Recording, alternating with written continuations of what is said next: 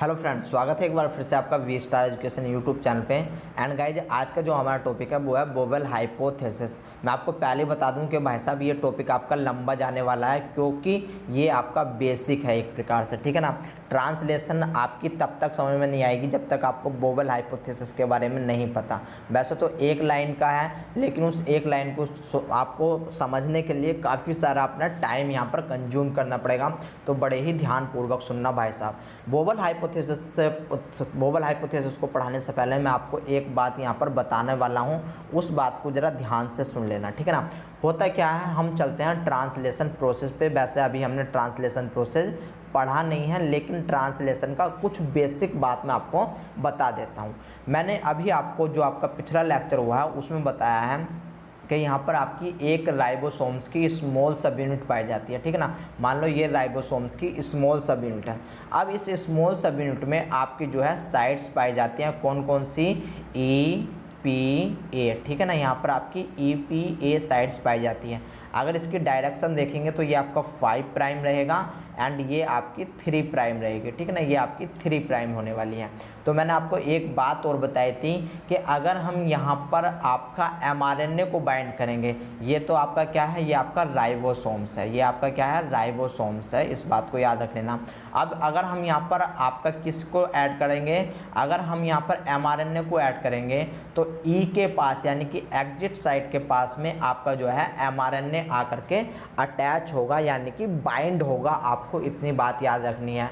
तो अब मान लो यहाँ पर जो है आपका mRNA, ये आपका mRNA आकर के बाइंड हुआ है, ठीक है ना। आपका mRNA आकर के बाइंड हुआ है इस E साइट्स पे। यहाँ पर अब आपको एक और बात याद रखनी है कि यहाँ पर जब कभी भी राइबोसोम से या फिर इसको हम rRNA भी बोल देते हैं, ठीक है ना, इसको हम rRNA बोल देते हैं। जब यहाँ पर आपका जो है वो mRNA आकर के अटैच होगा तो ये कॉम्प्लीमेंट्री स्टेट में आकर के अटैच होगा, यानी कि ये डायरेक्शन इसकी 3 प्राइम होगी एंड ये वाली डायरेक्शन इसकी 5 प्राइम होने वाली है, ठीक है ना। ये डायरेक्शन कौन सी होगी, 5 प्राइम डायरेक्शन होने वाली है। फिर इसके बाद बारी आती है, अब यहाँ पर आपका राइबोसोम्स हैं, इससे आकर के आपका mRNA जुड़ गया है। अब यहीं पर आपका आकर के जुड़ेगा कौन, तो यहाँ पर आपका आकर के जुड़ेगा tRNA। यहाँ पर आपका आकर के कौन जुड़ेगा, यहाँ पर आपका आकर के जुड़ेगा tRNA। इस प्रकार से मैं यहाँ पर ये tRNA बना देता हूँ, ठीक है ना। आपका मैंने जो है यहाँ पर ये tRNA बना दिया है। तो अब tRNA भी जो आकर के जुड़ेगा, याद रख लेना, जो tRNA भी आकर के जुड़ेगा वो इस mRNA के वेरी इंपॉर्टेंट लाइन, वो इस mRNA के कॉम्प्लीमेंटली आकर के जुड़ेगा, यानी कॉम्प्लीमेंट्री स्टेट में आकर के जुड़ेगा। कहने का मतलब क्या है कि भाई साहब अगर ये वाला पोर्शन यहाँ पर 3 प्राइम है तो इसका ये वाला पोर्शन यहाँ पर 5 प्राइम होगा, ठीक है ना। ये 5 प्राइम होगा एंड यहाँ पर आपका CCA आकर के ज्वाइन होने वाला है। एंड इस एडिनोसिन से, याद रख लेना, इस आपके एडेनिन से एक अमाइनो एसिड आकर के, आपको पता होगा कि आपका जो tRNA है उसको हम ट्रांसफ़र RNA बोलते हैं एंड वो स्पेसिफिकली tRNA को आपका अमाइनो एसिड को कैरी करता है। तो जो कैरी करता है इसके एक्सेप्टर आर्म पर जो आपका 3 प्राइम एंड, इसको हम 3 प्राइम एंड बोल देते हैं एंड इसके 3 प्राइम एंड पे आपका जो है अमाइनो एसिड अटैच होता है। जब हम tRNA की चार्जिंग पढ़ेंगे, इससे नेक्स्ट टॉपिक वही है, तो उसमें देखने वाले हैं कि किस प्रकार से ये आकर के जुड़ता है, ठीक है ना। तो अब यहाँ पर क्या होगा, ये आपका जो है tRNA यहाँ पर आ चुका है, ठीक है ना। tRNA आपका आ चुका है। तो यहाँ पर जो mRNA, ये जो आपका mRNA है, इसके अंदर प्रेजेंट है कोडोन। इसके अंदर क्या प्रेजेंट है, इसके अंदर प्रेजेंट है आपका कोडोन। जबकि जो यहाँ पर ये साइड देख रहे होंगे आप tRNA की, इसको बोलते हैं एंटी कोडोन। इसको क्या बोलते हैं, एंटी कोडोन बोला जाएगा, ठीक है ना। मान लो आपका जो है कोडोन के अंदर, यदि कोडोन के अंदर AUG है, कोडोन के अंदर स्पेसिफिकली अगर AUG है, तब जो आपका एंटी कोडोन होगा, यानी कि ये होगा आपका जो है एंटी कोडोन। तब यहाँ पर आपका स्पेसिफिकली A के साथ U पाया जाएगा, U के साथ A पाया जाएगा एंड G के साथ आपका C पाया जाएगा, यानी कि ये कॉम्प्लीमेंट्री स्टेट में जो है आकर के ज्वाइन होंगे। ये कॉम्प्लीमेंट्री स्टेट में आकर के ज्वाइन होने वाले हैं। तो आपको इतनी बात पता होनी चाहिए। अब देखो ये था थोड़ा सा बेसिक। अब थोड़ा सा और इसको समझने की कोशिश करो। आप सभी को पता है कि आपके ऑलमोस्ट 22 टाइप्स के स्टैंडर्ड अमाइनो एसिड होते हैं जो प्रोटीन की सिंथेसिस करवाते हैं, इसके बाद जो आपके कोडोन होते हैं उनकी संख्या 61 होती है, जो कि नेचर में कैसे होते हैं, ट्रिपलेट होते हैं। यानी कि AUG में आपको पूरा का पूरा जेनेटिक कोड पढ़ा चुका हूँ, ठीक है ना। यानी कि आपके जो कोडोन होते हैं वे कैसे होते हैं, ट्रिपलेट होते हैं। अब इसके बाद इम्पोर्टेंट बात, इन 61 कोडोन को कोड करने के लिए 32 टाइप्स के आपके टीआरएनए पाए जाते हैं। कितने टाइप्स के टीआरएनए पाए जा रहे हैं यहाँ पर, 32 टाइप्स के टीआरएनए पाए जा रहे हैं। ये आपका जो लिखा हुआ है इस एंजाइम्स को, ये आपका, इसको हम समझेंगे, ये आपका ASE, ये आपका एंजाइम्स है जो आपके 20 टाइप्स के टीआरएनए सिंथेटेज पाए जाते हैं। तो अभी आप कंफ्यूज हो जाओगे, तो इसको अभी आप छोड़ सकते हो। जब हम आपका टीआरएनए चार्जिंग देखेंगे तब हम पढ़ेंगे। तो अब यहाँ पर देखो, आपको यहाँ पर देखने से क्या पता लग रहा है, आपको यहाँ पर देखने से पता लग रहा है कि आपके 32 टाइप्स के टीआरएनए हैं, लेकिन 61 टाइप्स के आपके कोडोन हैं। यानी कि यहाँ पर अगर मैं ऑलमोस्ट बात करूँ तो जो आपका एक टीआरएनए है, एक टीआरएनए आपका ऑलमोस्ट कितने आपके कोडोन को आइडेंटिफाई कर रहा है, नियरली 2 कोडोन को आइडेंटिफाई कर रहा है। तो अब सवाल आ जाता है कि भाई साहब ये किस प्रकार से, मतलब क्या ऐसी चीज़ है इसमें, ठीक है ना, कि ये आपका जो है एक टीआरएनए 2 कोडोन को आइडेंटिफाई कर रहा है, ठीक है ना, किस प्रकार से कर रहा है, और किस प्रकार से करने के बाद ये सही टीआरएनए पर ही आपका जो है सही कोडोन पर ही आपका जो है जाकर के ऐड हो रहा है, ठीक है ना। यानी कि ये जो आपका टीआरएनए है, ये टीआरएनए इस कोडोन को रीड करेगा एंड सही कोडोन, जो आपका सही कोडोन यानी कि जो आपके सही अमाइनो एसिड होगा, केवल और केवल वही यहाँ पर टीआरएनए, वही उसी का टीआरएनए आपका आकर के यहाँ पर आकर के बाइंड होने वाला है, ठीक है ना। यानी कि स्पेसिफिकली आपको ये बात यहाँ पर अब आपको लगा। तो इस बात का जवाब हमको कौन देता है, बोवेल हाइपोथेसिस हमको बताती है कि किस प्रकार एक टीआरएनए आपका जो है मोर देन वन कोडोन को कोड कर सकता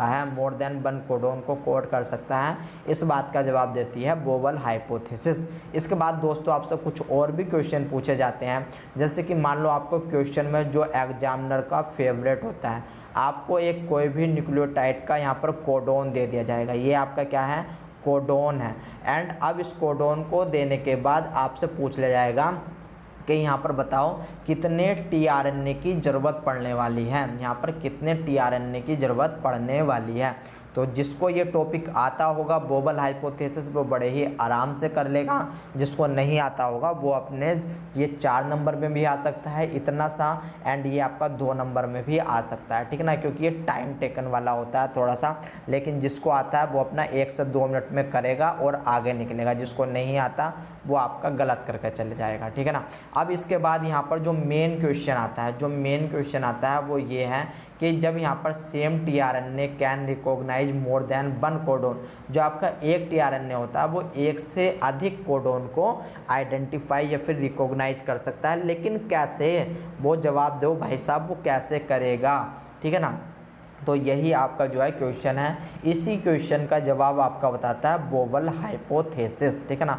इस क्वेश्चन का जवाब देता है बोवेल हाइपोथेसिस।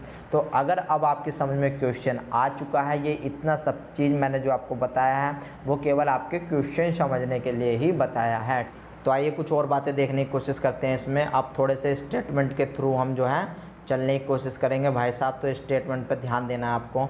जो बोवेल हाइपोथेसिस थी वो आपकी प्रपोज करी गई थी क्रिक के थ्रू, ठीक है ना। किसके थ्रू प्रपोज करी गई थी, क्रिक के थ्रू। ये वही वाटसन एंड क्रिक वाले क्रिक हैं, ठीक है ना।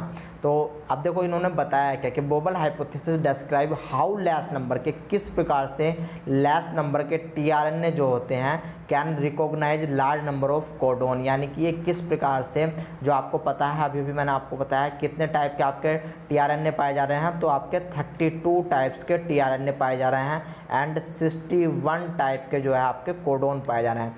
तो किस प्रकार से 32 टाइप्स के टीआरएनए 61 कोडोन्स को यहाँ पर कोड करते हैं। तो आपको जो है ये बातें किसने बताई, बोवेल हाइपोथेसिस के थ्रू ही पता चलने वाली है।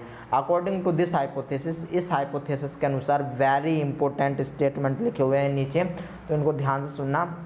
फर्स्ट 2 न्यूक्लियोटाइड इन कोडोन, यानी कि जो फर्स्ट 2 न्यूक्लियोटाइड होते हैं कोडोन के अंदर, वे हमेशा स्टैंडर्ड वाटसन पेयरिंग करते हैं। What third nucleotide is maybe standard और non standard Watson Crick pairing और नॉन वाटसन क्रिक पेयरिंग।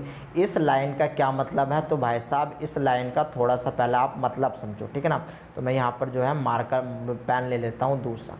मान लो आपका जो है एक कोई भी यहाँ पर AUG मैंने एक कोडोन बना दिया, ठीक है ना, AUG कोडोन बना दिया। ये कोडोन प्रेजेंट है आपका किस में, mRNA में, ठीक है ना। ये कोडोन किस में प्रेजेंट है आपका, mRNA के अंदर प्रेजेंट है, इस बात को याद रख लेना है। अब इस mRNA के अंदर ये जो कोडोन है, इसके जो फर्स्ट 2 न्यूक्लियोटाइड हैं, इसके जो ये फर्स्ट 2 न्यूक्लियोटाइड हैं, ये ऑलवेज वाटसन क्रिक पेयरिंग करेंगे, यानी कि ये हमेशा जो है अपनी स्टैंडर्ड पेयरिंग करेंगे, ठीक है ना, अपनी स्टैंडर्ड पेयरिंग करेंगे ऑलवेज, यानी कि यहाँ पर जो A पेयरिंग करेगा वो U से पेयरिंग करेगा, जबकि जो U है ये आपका A से पेयरिंग करेगा ऑलवेज, जो आपके कोडोन के अंदर 2 आपके स्टार्टिंग के न्यूक्लियोटाइड होते हैं। जबकि जो आपका थर्ड न्यूक्लियोटाइड है कोडोन के अंदर, ये आपका जो है स्टैंडर्ड पेयरिंग कर भी सकता है एंड नॉन स्टैंडर्ड पेयरिंग भी कर सकता है, ठीक है ना। तो ये दोनों कंडीशन आपकी जो है शो कर सकता है, तो आपको इस बात को याद रखना है। अभी हम आगे देखेंगे कि कोडोन में किसका क्या नंबर होता है, कौन आपकी स्टैंडर्ड पेयरिंग करता है, कौन आपकी नॉन स्टैंडर्ड पेयरिंग करता है, तो घबराने वाली बात नहीं है। सो वी कैन से, इसलिए हम कह सकते हैं इन tRNA एंटीकोडोन फर्स्ट न्यूक्लियोटाइड में बी स्टैंडर्ड और नॉन स्टैंडर्ड पेयरिंग, यानी कि अब आपको कुछ भी कंफ्यूज नहीं होना है, क्योंकि कंफ्यूज मैं आपको होने नहीं दूंगा, इस स्टेटमेंट को भी मैं आपको समझाऊंगा, ठीक है ना। मैंने गाइज अभी अभी आपको बताया है कि मान लो ये आपका कोडोन है, ये आपका क्या है, ये आपका कोडोन है। कोडोन किसके अंदर प्रेजेंट है, कोडोन आपका प्रेजेंट है mRNA के अंदर, ठीक है ना, कोडोन प्रेजेंट है mRNA के अंदर। अगर इसकी डायरेक्शन 5 प्राइम टू 3 प्राइम है, अगर इसकी डायरेक्शन 5 प्राइम टू 3 प्राइम है, तो जो इससे लगने वाला tRNA होगा, जो इससे लगने वाला tRNA होगा, उसकी डायरेक्शन 3 प्राइम टू 5 प्राइम होने वाली है, 3 प्राइम टू 5 प्राइम डायरेक्शन होने वाली है। इतनी बात मैंने आपको अभी अभी पीछे भी बताई है, ठीक है ना। तो अगर मैं बात करूं यहाँ पर, फर्स्ट बात करता हूँ मैं यहाँ पर कोडोन के लिए, तो कोडोन के जो स्टार्टिंग के 2 न्यूक्लियोटाइड होते हैं, ये ऑलवेज स्टैंडर्ड पेयरिंग करेंगे, ऑलवेज स्टैंडर्ड पेयरिंग करेंगे, यानी कि A के साथ हमेशा आपका U आएगा, U के साथ हमेशा आपका A आने वाला है। जबकि जो ये तीसरे नंबर का न्यूक्लियोटाइड है, ये आपका स्टैंडर्ड पेयरिंग भी कर सकता है एंड ये आपका नॉन स्टैंडर्ड पेयरिंग भी कर सकता है गाइज, ठीक है ना। तो ये बात आपको याद रखनी है। पॉइंट नंबर फर्स्ट हो गया है। अब पॉइंट नंबर सेकंड सुनो। अगर मैं बात करूं एंटीकोडोन के लिए, एंटीकोडोन कहां पर पाया जाता है, आपका tRNA के अंदर पाया जाता है। तो भाई साहब इतनी बात आपको पता होनी चाहिए। अब यहाँ पर देखो, ये बना रहा है कॉम्प्लीमेंट्री, ये बना रहा है कॉम्प्लीमेंट्री। अगर ये डायरेक्शन 5 प्राइम है तो ये होगी 3 प्राइम। तो हमेशा याद रख लेना, हमेशा जब कभी भी, ये आपको एक मैं आपको मूल मंत्र दे रहा हूँ, जब कभी भी किसी भी आपका कोडोन हो, न्यूक्लियोटाइड हो, अमाइनो एसिड हो, जब कभी भी रीड करो तो उसको 5 प्राइम डायरेक्शन से रीड करो, हमेशा 5 प्राइम टू 3 प्राइम डायरेक्शन से रीड करो। तो जब हम इस tRNA को रीड करेंगे तब हम इस 5 प्राइम डायरेक्शन से करेंगे, यानी कि जो आपका फर्स्ट न्यूक्लियोटाइड होगा वो आपका G होगा, सेकंड न्यूक्लियोटाइड आपका A होगा एंड थर्ड न्यूक्लियोटाइड आपका U होने वाला है। तो यहाँ पर देखो, जो आपका एंटीकोडोन होगा उसका जो फर्स्ट न्यूक्लियोटाइड है, उसका जो फर्स्ट न्यूक्लियोटाइड है, ये आपका स्टैंडर्ड पेयरिंग कर सकता है एंड नॉन स्टैंडर्ड पेयरिंग कर सकता है। Very very important, non standard pairing कर सकता है। जबकि जो एंटीकोडोन में 2, ये आपको 2 न्यूक्लियोटाइड चमक रहे होंगे लास्ट वाले 2 एंड थर्ड नंबर के ये आपके हमेशा स्टैंडर्ड पेयरिंग ही करेंगे, ये हमेशा क्या करेंगे, स्टैंडर्ड पेयरिंग ही करेंगे।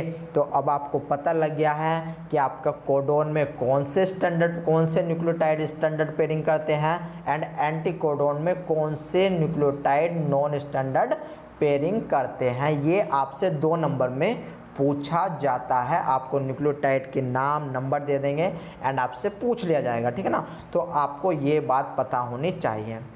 अब आपको इतनी बात पता चल गई, बहुत ही अच्छी बात है।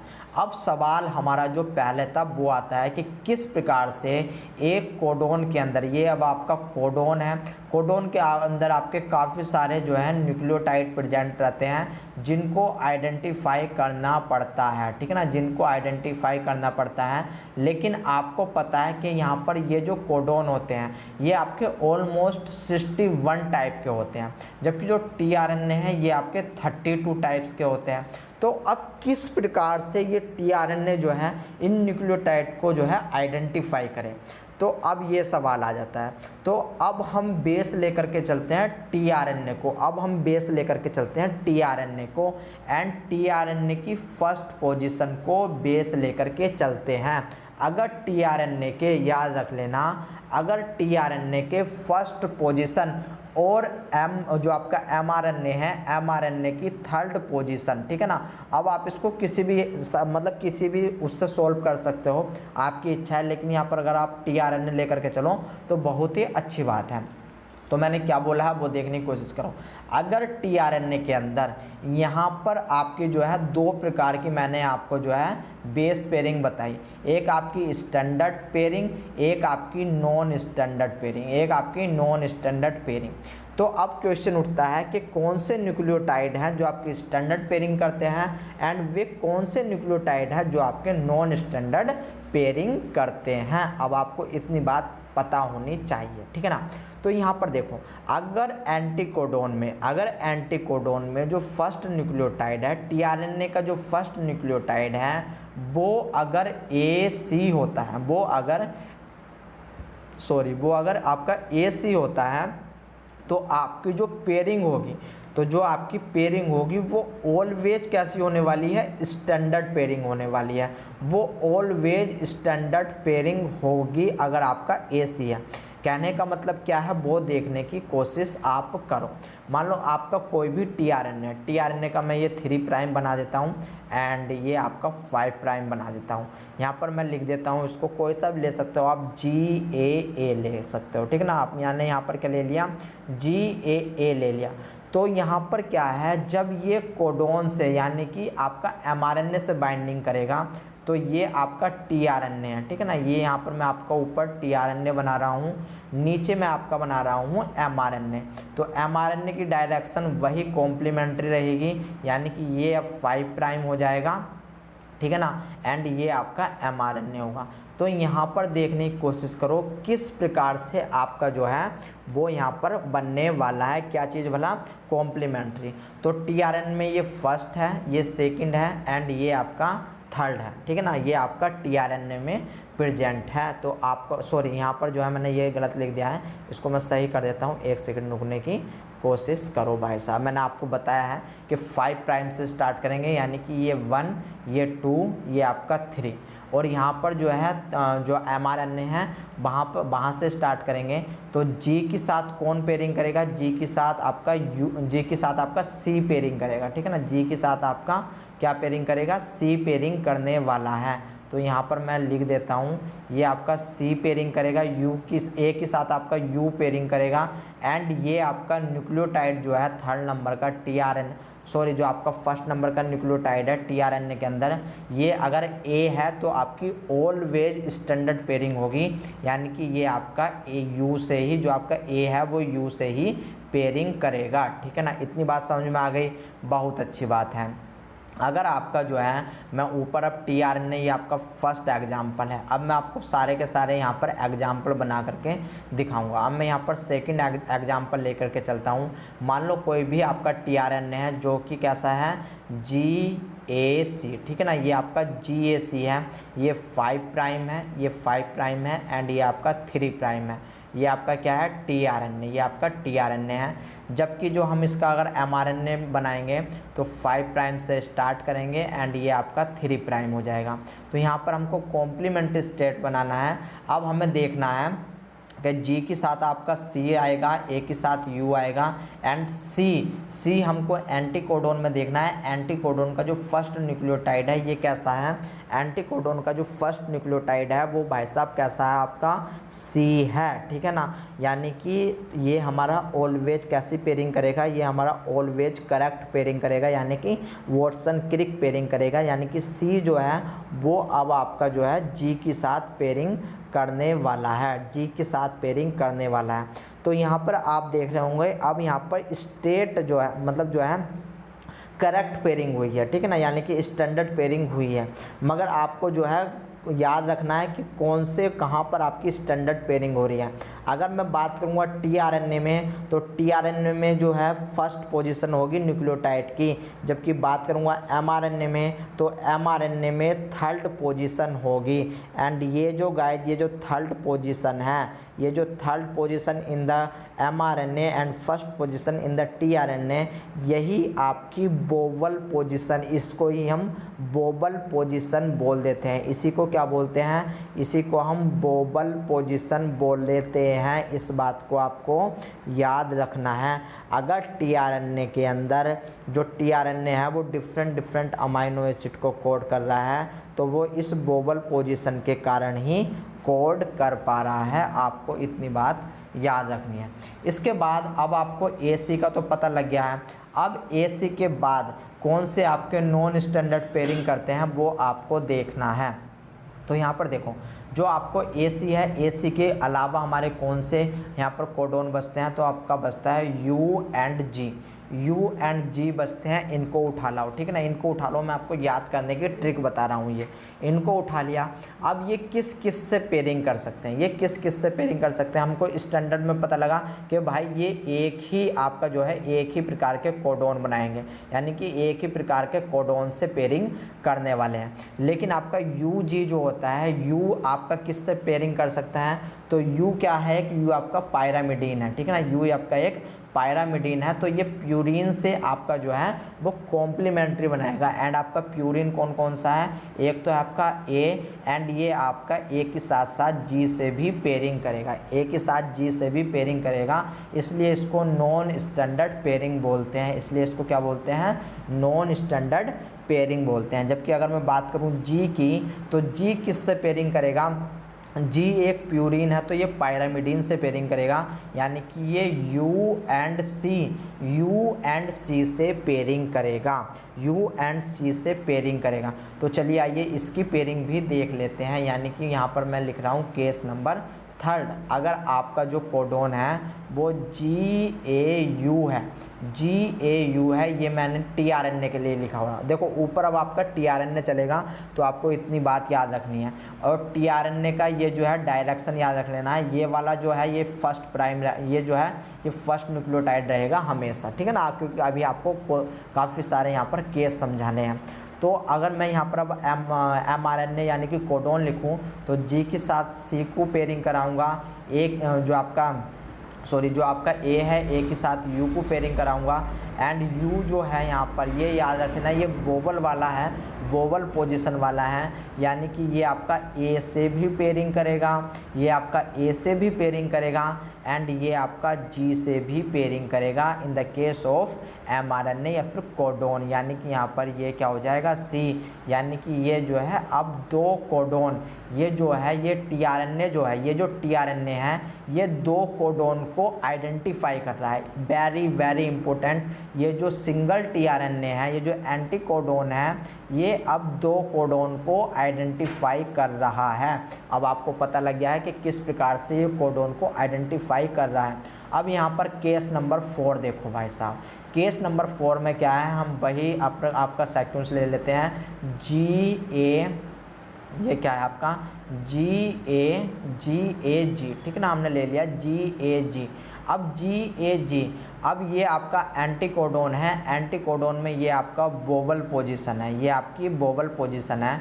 अब इस बोवल पोजीशन में जब ये कोड करेगा आपका कोडोन, जब ये mRNA को कोड करेगा तब यहाँ पर देखो क्या मिलेगा आपको, CUG आपका किस किस से कोड कर सकता है, एक तो U से कोड कर सकता है, मैंने अभी अभी आपको बताया है। दूसरा ये आपका C से कोड कर सकता है, ठीक ना, यानी कि UC, यानी कि जो आपका याद रख लेना, जो आपका UG है ये भी अब आपके 2 कोडोन को कोड कर सकते हैं, यानी कि जो एक tRNA था ये आपके 2 कोडोन को कोड कर रहा है, 2 कोडोन को कोड कर रहा है। इम्पोर्टेंट बात ये है जो आपको याद रखने वाली है। अब इसके बाद गाइज एक थर्ड और आ जाता है, ठीक है ना, एक थर्ड और आ जाता है जो कि आपको याद रखना है, जिसको हम बोलते हैं आइनोसिन, जिसको हम बोलते हैं आइनोसिन। एंड पिछले लेक्चरों में आपको बता चुका हूँ कि जो ये आइनोसिन होता है ये आपका किसकी तरह सिमिलरिटी रखता है, ये आपका ग्वाइनिन की तरह सिमिलरिटी रखता है, ये आपका ग्वाइनिन की तरह सिमिलरिटी रखता है, ठीक है ना। तो अब यहाँ पर देखो इस ग्वाइनिन को छोड़ करके, इस ग्वाइनिन को छोड़ करके, क्योंकि ये ग्वाइनिन के साथ सिमिलरिटी रख रहा है, ये आपके जो 3 न्यूक्लियोटाइड बच गए हैं, कौन कौन से, UAC, ये तीनों के साथ कॉम्प्लीमेंट्री बनाएगा, ये तीनों के साथ कॉम्प्लीमेंट्री बनाएगा, यानी कि नंबर 5 आप जो है देख सकते हो मैं किस प्रकार से बनाऊंगा आप, ठीक है ना। यानी कि मैं चलता हूँ यहाँ पर नंबर 5 के लिए, नंबर 5 के लिए वैसे तो जगह कम है लेकिन मैं एक में ही करना चाहता हूँ क्योंकि आपको ये जो है पूरा आप इसको समझ जाओ। तो मैं ले लेता हूँ GAI, ठीक है ना, GAI, मान लो मैंने ये आपका GAI ले लिया है, ठीक है ना, GAI जो है ले लिया है। अब आपको पता है ये जो I है ये किस किस से आपका जो है बाइंड कर सकता है, ये U से भी बाइंड करेगा, ये A से भी बाइंड करेगा एंड ये आपका C से भी बाइंड करेगा।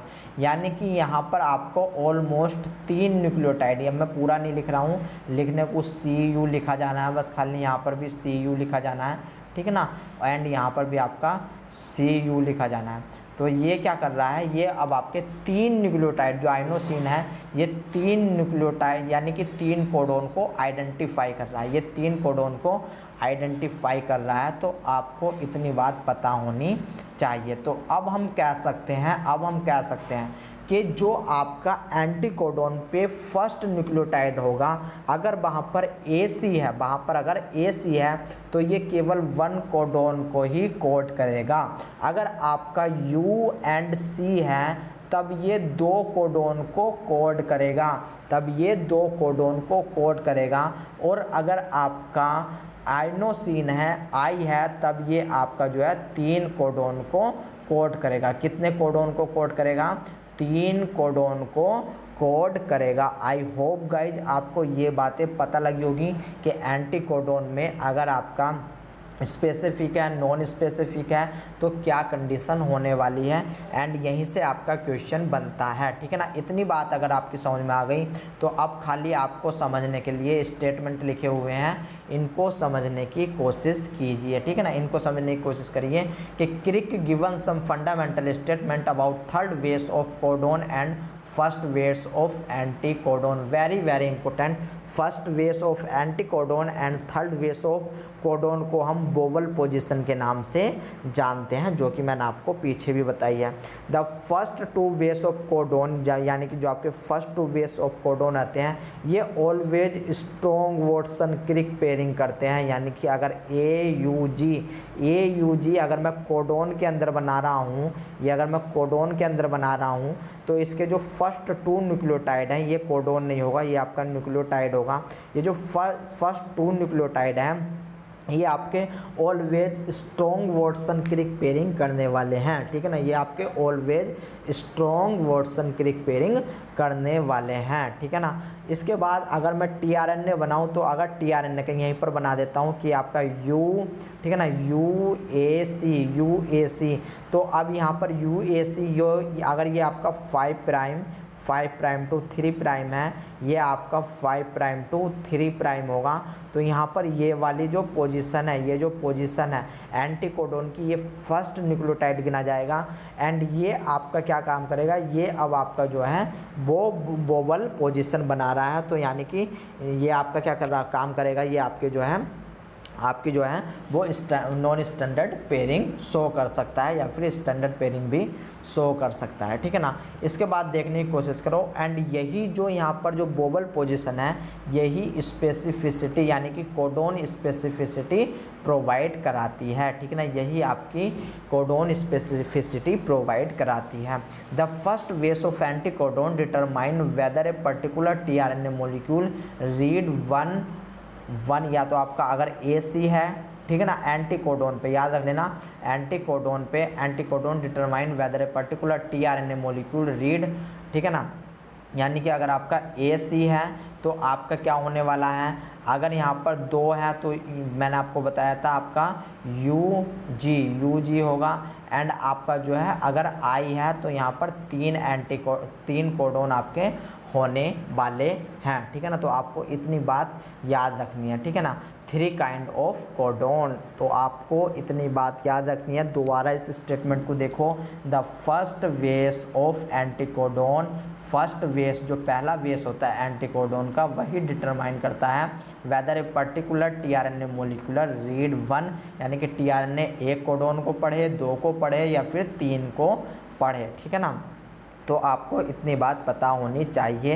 एंड गाइज ये कुछ और स्टेटमेंट हैं, इनको और देख लो कि when the first base of anticodon A and C, अगर आपका फर्स्ट जो बेस है एंटीकोडोन के अंदर वो अगर AC है, तब यहाँ पर स्पेसिफिक आपकी जो है वो पेयरिंग होगी। And only 1 codon is recognise by that tRNA, ये मैं आपको समझा चुका हूँ, ठीक है ना। When the first base of anticodon U, अगर U है, each pairing is less specific, यहाँ पर आपको लेस स्पेसिफिक पेयरिंग देखने को मिलेंगे। एंड 2 डिफरेंट कोडोन में वी रीड, यहाँ पर जो है ये U जो है ये मैंने आपको कैसा बताया है, ये आपका पायरामिडीन है, तो ये आपका जो है प्यूरिन यानी कि AG इन 2 को कोड करेगा।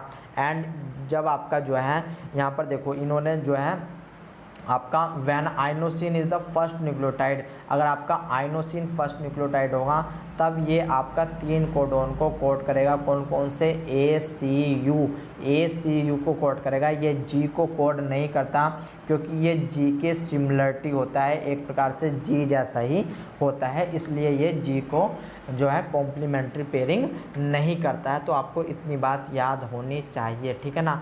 इसके बाद यहाँ पर देखने की कोशिश करो कि आपका लिखा है nucleotide of an anticodon 3 different codon can be recognise, ये स्टेटमेंट भी मैं आपको बता चुका हूँ। तो यहाँ पर ये लिखा हुआ 5 end of anticodon and 3 prime of anticodon, जब दोनों मिलाओगे तो आपको क्या रिजल्ट आने वाला है, ये आपको रिजल्ट मिला है। एंड मैंने इसको बता भी दिया आपको कैसे याद करना है गाइज, तो इसको याद कर डाला तो आपकी लाइफ झिंगा लाला। यहाँ पर और स्पेसिफिक देखने की कोशिश करो। एक और यहाँ पर जो है एग्जाम्पल रखा हुआ है कि मान लो ये अगर आपका एंटीकोडोन है तो एंटीकोडोन का जो फर्स्ट न्यूक्लियोटाइड है वो, एंड जो आपका कोडोन है उसका थर्ड न्यूक्लियोटाइड आपका जो है बोवल पोजीशन को बनाते हैं। एंड ये आपके स्टैंडर्ड पेयरिंग भी कर सकते हैं। स्टैंडर्ड पेयरिंग करेंगे तो आपका AC होगा, ठीक है ना, AC टीआरएनए के अंदर होगा, इस बात को याद रख लेना, ठीक है ना। और अगर आपका ये नॉन स्टैंडर्ड पेयरिंग करते